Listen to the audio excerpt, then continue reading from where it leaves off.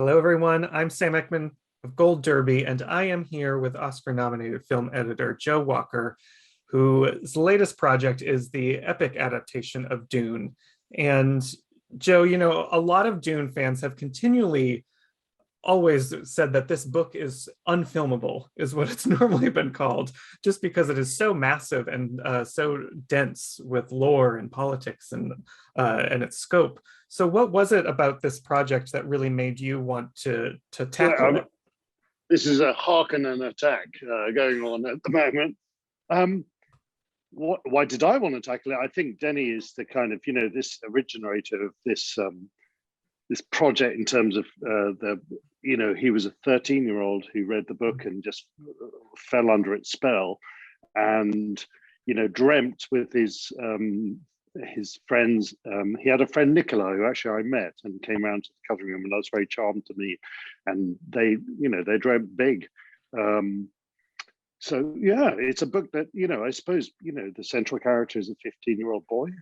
That's an important thing, and there are lots of themes that appeal to him that I think are themes that he's interested in anyway. The environment, very much so.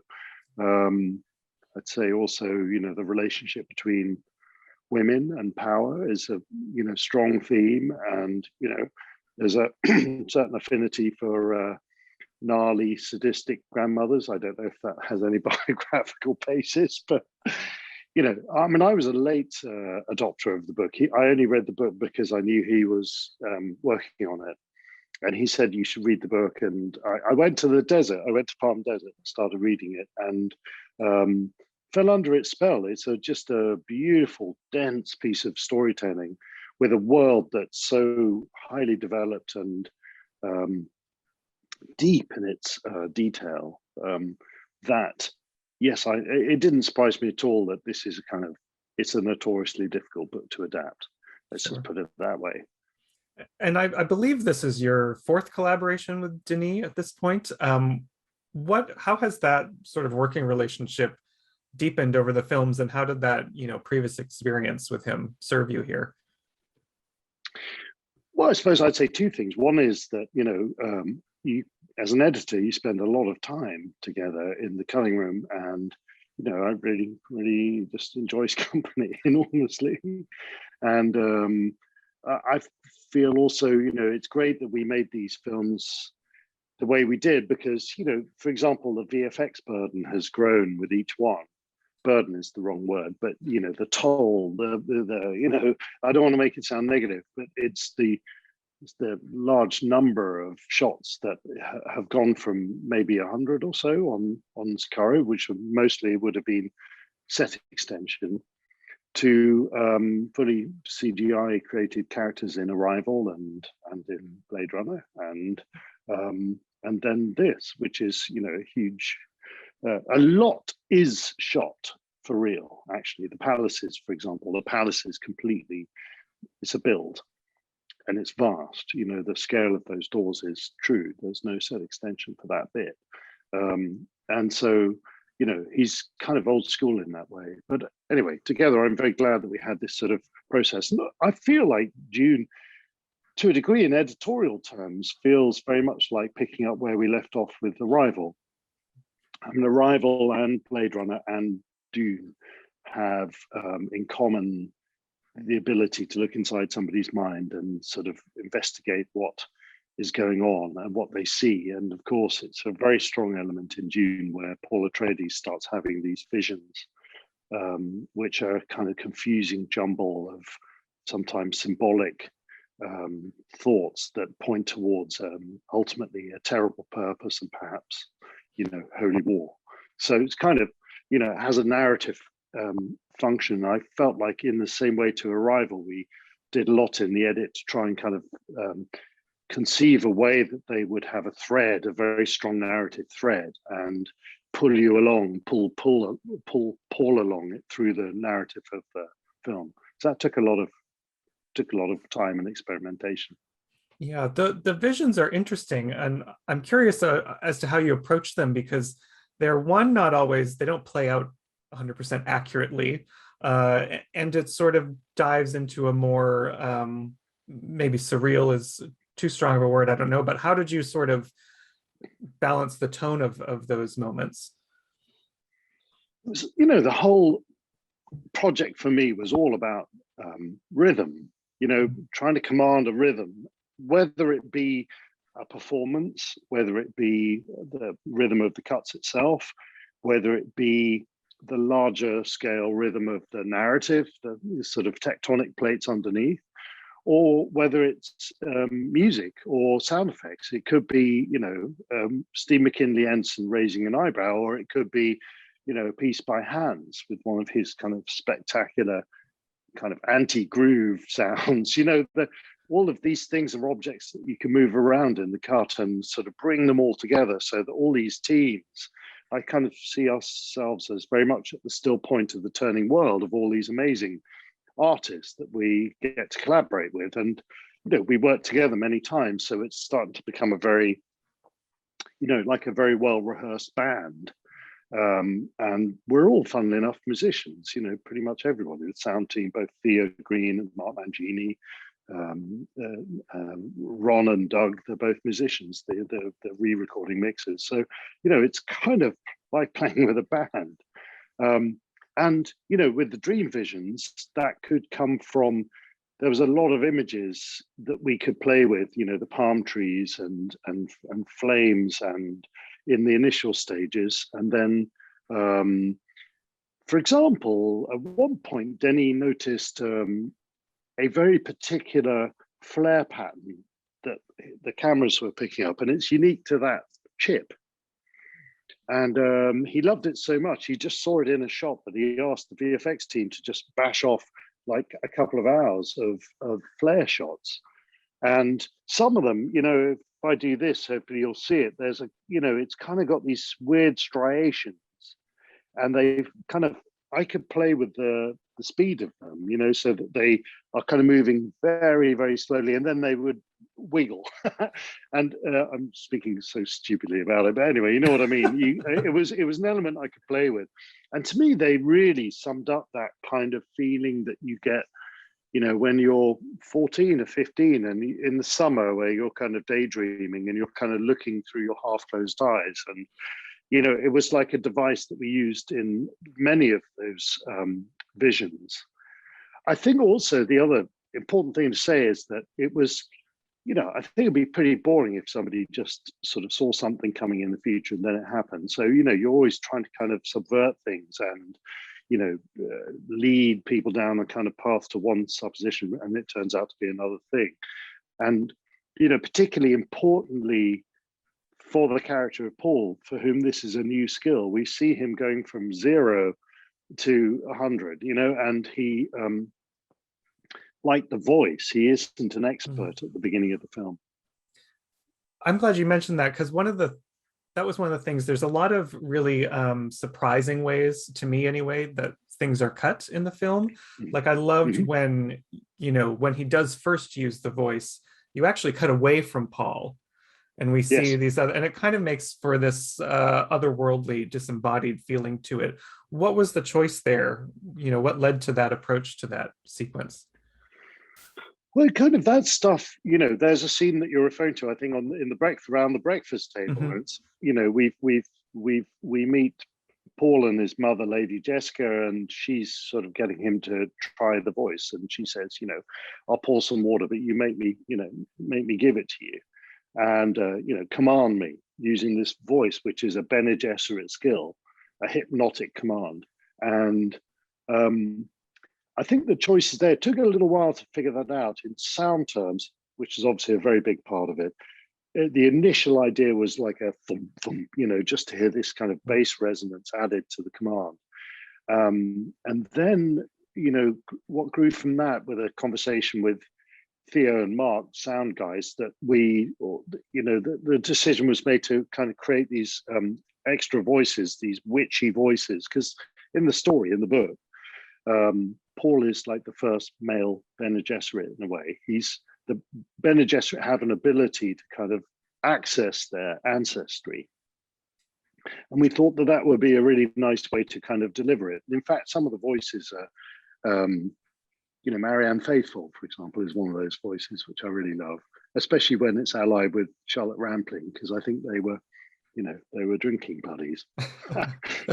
Anyway, and Jean Gilpin was one of the main.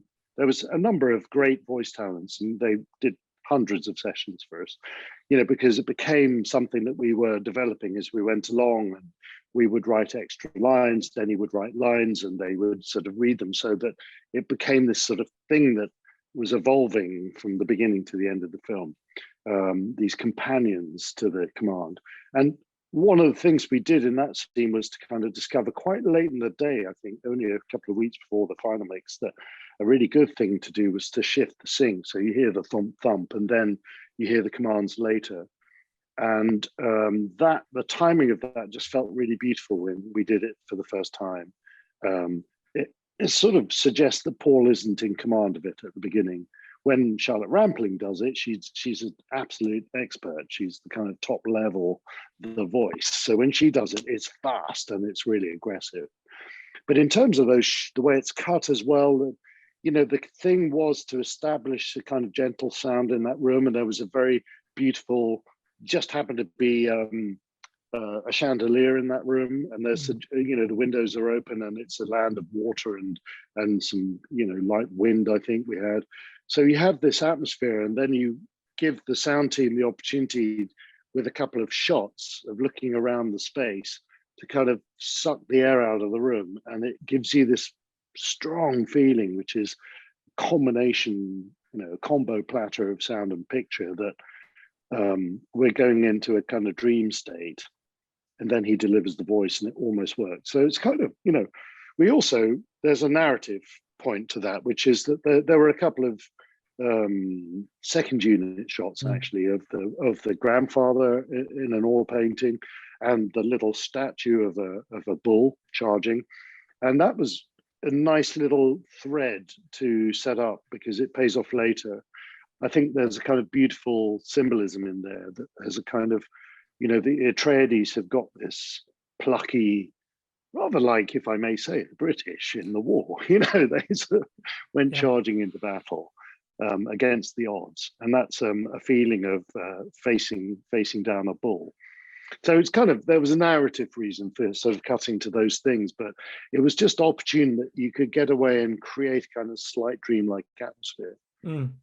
Well, sort of, I think maybe on the opposite spectrum of that type of scene is like the sandstorm sequence, which there is so much tension there. As an audience member, you're holding your breath as they're just hurtling through this storm with seemingly no control. How was it for you as an editor to sort of build that tension in that moment? Well, those scenes sort of, you're often working with storyboards, limited kind of, Denny and Sam Hudecki, his sort of storyboard artist, worked for a long period of time before we even started the job. And when I came on board a couple of weeks before shoot in Budapest, this is back in March 2019, and they'd develop some of those storyboards. Some elements of it would have been developed into previs because there's such a kind of strong VFX component. But those previses don't necessarily have time kind of quite correct. There's everything's, without wanting to cause offense, it's slightly robotic. And sometimes, you can tease the length of something for longer. In the case of the Spice Harvester scene, for example, somebody looks through some binoculars, and I think it's a really great game to play that you can't quite see straight away. There's a real tension to that to me. Something's coming, you just don't know when. And whether it's sort of tracking along a dune and you can feel the rumble, and then the worm bursts out right at the end. So the editor's job is to kind of inject time into that, and sometimes I do that with the most stupid means imaginable. I mean, it's very, very lucky that I've done 4 films with Denny, because honestly, I think if most people saw my first assembly, they would wonder why I wasn't fired on the spot.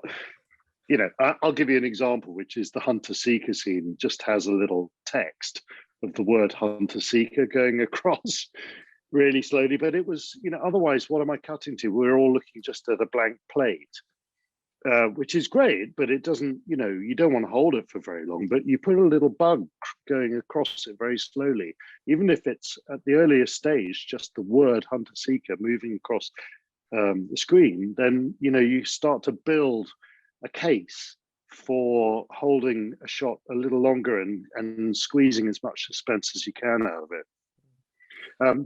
Sorry, you mentioned the sandstorm, and the sandstorm is really a kind of masterpiece of sound design. I think Mark Mangini's work, I think, with several sound editors on that. Theo obviously collaborated, but Dave Whitehead. I mean, they built the sound of that ornithopter, and Denny. It's a very high bar Denny presents to the sound team because he wants things to sound real and he doesn't want them to be distracting. So, they have to be plausible. So the derivation of a lot of those sounds takes a long time. I think the ornithopters were based on insect wings recordings and bees and all that kind of stuff. And real chassis of broken down Chevys in a garage being rattled around and all that kind of stuff. But these layer upon layer. But for the longest time, it would have been cutting bits of previs and bits of principal photography and hoping that this, working in collaboration with the sound team to kind of get the angularity of things. I have to make sure, I want to ask you before I have to finish up, because I heard an interesting thing. You were talking about spending a lot of time with a director in a cutting room, but you actually were there in production on location during during the filming process. And what led to that decision, and how did that age you in this film? How did it age me or aid me? Help you. It certainly aged me, that's for sure. Sorry, I'll work on my diction. I'm a little bit, I have to be there because there's so much coming in. There's the principal photography, there's the second unit, there's sometimes a third unit, there's a aerial unit, then there's VFX that are doing their own shooting. And there's previs and there's storyboards and there's sound coming in, and we were working with a sound editor in Budapest even at that early stage, which is an unusual thing. Normally they are part of post-production, but we don't like working like that. We don't want to kind of arrive at the final mix and there to be a kind of war between music and sound effects. So we start early. So it's a very busy time. You have to be close to those units because we're viewing material together often. And I needed Denny to be able to kind of come into the cutting room and look at something. And if we're still trying to shape something, I mentioned earlier the kind of spice harvester scene, and that was, you would come in at the weekends and have a look at early versions of that. We'd, before the actors come anywhere near that scene, we were changing, cutting the scene down. Actually, we're cutting the dialogue down because, trying to rebalance things. So I would have been there. I'm a little phobic about going on set. I only went on set a few times, even though I'm, less than a 2.5 minute walk from pretty much everything. And I could see quite a lot from out my window. But I always kind of feel I want to look at the dailies and see what the dailies are telling me about the set rather than walking around and seeing my own version of it. Because otherwise you'd be, not seeing what the audience is going to see. And also, the more I see of how hard it is for them to film anything, the harder it is for me to cut it out, right? So, and you have to kind of have a heart of stone, really, to be a good editor. I had a very weird experience years ago where I went on a BBC show where they were doing this lavish shot on the side of a Welsh hillside, and they had all these cars climbing up a hill to reveal this beautiful cottage covered in flowers. Well, the cottage was derelict and some poor lady had been up all night sticking plastic flowers to the side, and she was miserable because it had been raining all night, and the food was terrible, and she was really desperate to go home. When I arrived on set, say, "Oh, hi everybody," and I can remember her, that really weighed on my conscience when it was the really important thing was to cut straight from the scene before that to the next scene after it and drop that shot. It didn't matter how expensive it was or how long it took her to put the flowers up. It was just narratively much better to go boom, the audience knows where it's going, boom, let's get you there. And so I had to kind of, hide from her in the green room at the cast and crew. Well, the Heart of Stone served you very well here. So congratulations on a great job. We can't wait to see part 2 and how that turns out. So thank you, Joe, and everyone who's out there watching. Subscribe to Gold Derby. Keep in touch with us throughout the season. Joe, it was great to talk to you. Thank you so much.